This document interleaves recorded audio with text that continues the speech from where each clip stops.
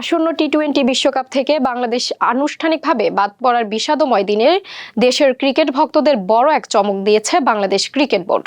দীর্ঘ ৮ ঘণ্টার পরিচালনা পর্ষদের সভা শেষে বিসিবি জানিয়েছে অভিজ্ঞ অলরাউন্ডার সাকিব আল হাসান। বিসিবির মিডিয়া কমিটির প্রধান আমজাদ হোসেন বলেন, সাকিব আল হাসানের ফিটনেস, অ্যাভেলেবিলিটি এবং ভেন্যু উপস্থিতি থাকার সক্ষমতা থাকলেও নির্বাচক প্যানেল অবশ্যই তাকে পরবর্তী সিরিজের জন্য বিবেচনা করবে।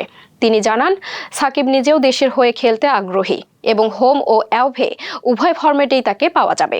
রাজনৈতিক পরিচয় ও আইনি জটিলতায় 2024 সালে রাজনৈতিক পট পরিবর্তনের পর থেকেই সাকিবের জাতীয় দলে ফেরা নিয়ে অনিশ্চয়তা ছিল।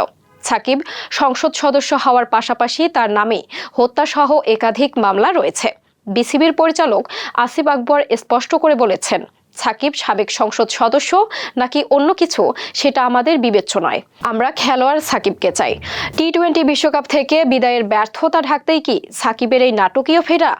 এমন প্রশ্নের জবাবে বোর্ড কর্তারা জানান, সাকিবের দলে নেয়ার চেষ্টা আগে থেকেই ছিল এবং এটি কোনো পূর্ব পরিকল্পিত ইস্যু নয়। বর্তমানে সৌদি আরবের একটি ফ্রাঞ্চাইজি লিগে ব্যস্ত থাকায় সাকিব দ্রুতই লাল সবুজ জার্সিতে ফিরবেন বলে ধারণা করা হচ্ছে।